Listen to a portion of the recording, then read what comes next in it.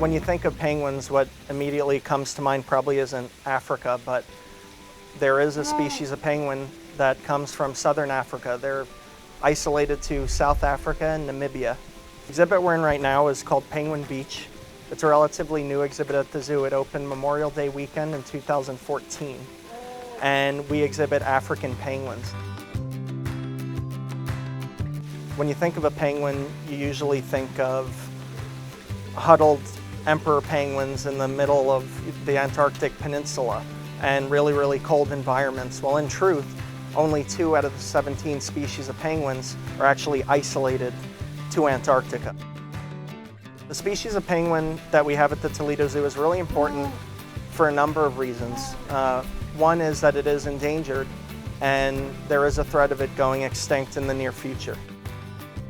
The reason we really love having the African penguins here at a zoo is it gives us the opportunities to show guests that normally wouldn't be able to see a penguin ever in their life. They could come to their local zoo and they could see African penguins, they could get up close to them, and it helps us teach them the message about why African penguins are important and why they're here.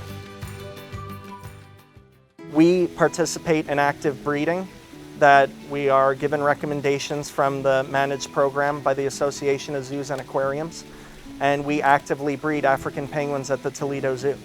Since the exhibit opened, we've successfully hatched 10 penguin chicks.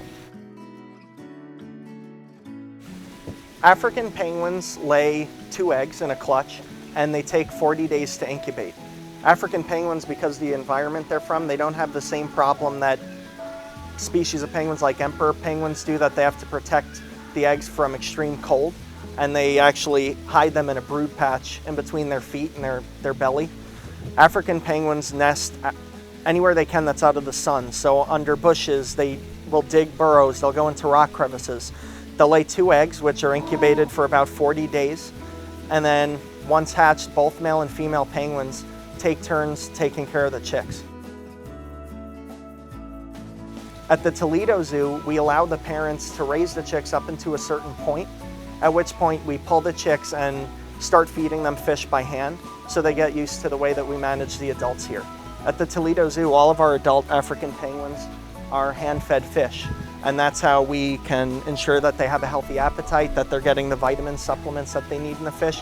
So we want to make sure that we get the chicks used to that at an early age.